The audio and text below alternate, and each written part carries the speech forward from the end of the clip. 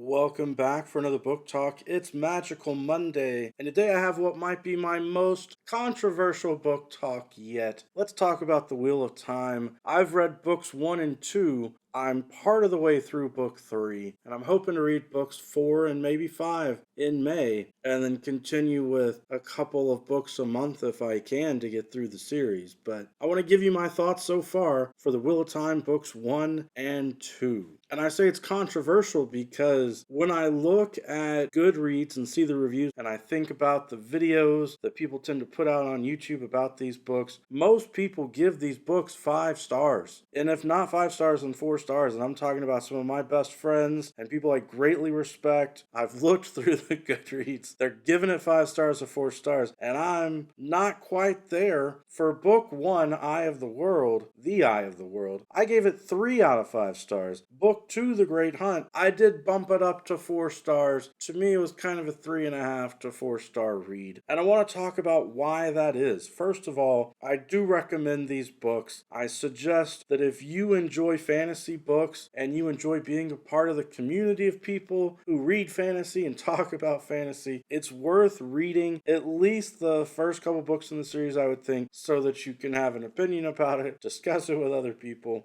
But I'm still staying committed to reading the entire series. Here's the deal though. People talk about this as if it's classic fantasy, as if it was written a long time ago. And here's where maybe I'm going to sound old, but I looked it up. These books were written in 1990, and then book 3 in 1991, book 4 in 92, and on and on. So they're really not that old. Like, these are recent fantasy novels, and that is part of why my brain is taking issue with them, because the way that people have sold the series to me is that it's like Lord of the Rings in the sense of being classic fantasy and something that you really need to read, but it's more like a Lord of the Rings ripoff. At least books 1 and 2. And I have heard that Robert Jordan has made statements as a writer that he was trying to take the idea of Lord of the Rings and flip the concept to where when the old wizard shows up and tells the characters, little people living in the farm out in the middle of nowhere, that there's an adventure to go on, that in his mind they reject it, that he would be this ominous stranger and they would run out the back door instead of going on the adventure. Well, they still end up on an adventure. They end up on a journey as they are fleeing the situation, which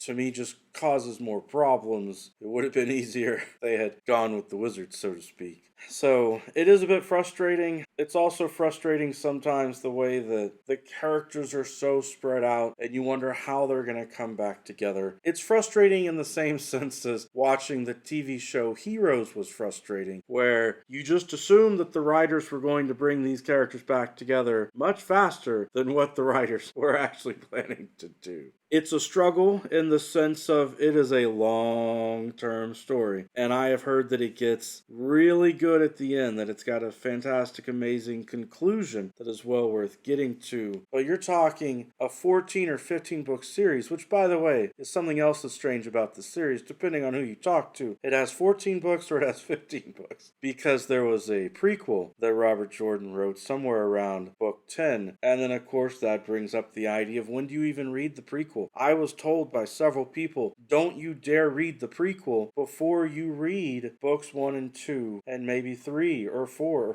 5. Wait until after book 5 or 6 to read the prequel. Or even read it in publication order and read the prequel around book 10. But at that point, why is it called a prequel? It's a bit confusing in that element, and I don't really understand why there's a prequel that you're not supposed to read as a prequel or in time sequential order. But okay, I was talking about Lord of the Rings earlier. This very much feels like in book 1 and 2 that Robert Jordan mixed the Lord of the Rings with Dune. And the reason that I say that is The Lord of the Rings was published in the 1950s. We're talking 1954 and 1955 for all 3 parts of The Lord of the Rings. And then Dune comes along. The main Dune book, the first one was published in 1965, Dune Messiah 1969, Children of Dune 1976, and then they continue on with the rest of the series. But when I was reading about The Wheel of Time and what it was going to be about as a series, it mentioned an organization of women that are very powerful and that men were not able to have this power. that if a man tried to wield the secret power that the women had, that it would drive him insane, and so there weren't men with the abilities that they have, but there was supposedly to be a chosen one who would be able to harness the same power that this organization of women had. And I thought to myself, where have I heard that before? And it was Dune. In Dune, that's the Bene Gesserit. Very powerful women who try and control and manipulate society. They have Jedi-like powers, and it's really wrong to call them Jedi-like powers because this story is pre-Star Wars. Really, Star Wars was borrowing ideas from Dune, but it's easier to say that because people know Star Wars better than they know Dune. So I thought about that and said, well, this organization, the Wheel of Time, the Aes Sedai, as they are called, are basically the Bene Gesserit from Dune. So it is fascinating that Robert Jordan took elements of Lord of the Rings and took elements of Dune and mixed them together. I think it's neat when a writer does that, but I wish it would have been more subtle than just feeling like, oh, we've got this organization from Dune living in a Lord of the Rings world. And I guess really that's it. The Wheel of Time Book 1 very much feels like you're reading The Lord of the Rings, and Book 2 then improves upon it. I felt like Robert Jordan was basically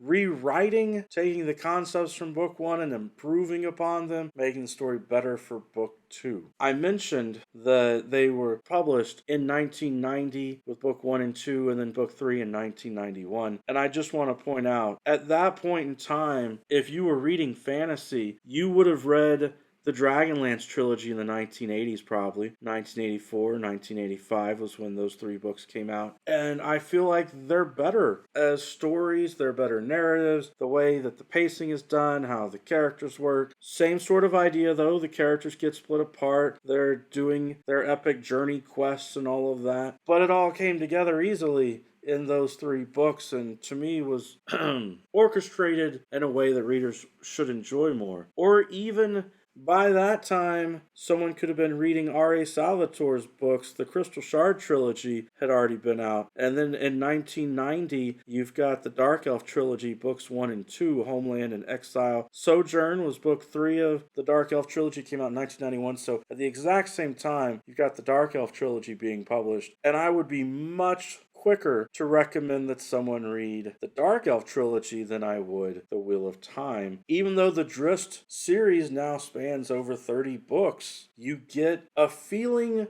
that a lot is resolved in each book and within a 3-book trilogy. And I think that's my main issue with The Wheel of Time. There are things that are happening. There are, I guess, smaller elements that are being resolved, but I want more of a sense of resolution, I think, at the end of each book or the end of each 2 to 3 books, rather than the fear that I have that things are going to get kind of to where they feel like they're being dragged out for a long time over multiple books. Just my thoughts on The Wheel of Time, Book 1 and 2. Like I said, I still recommend that you pick up the books, you give them a chance. If you're into fantasy, I'm going to stick with it, and I'll let you know more as I read more books from The Wheel of Time. Man, I feel harsh. I don't mean to be so harsh with this book talk.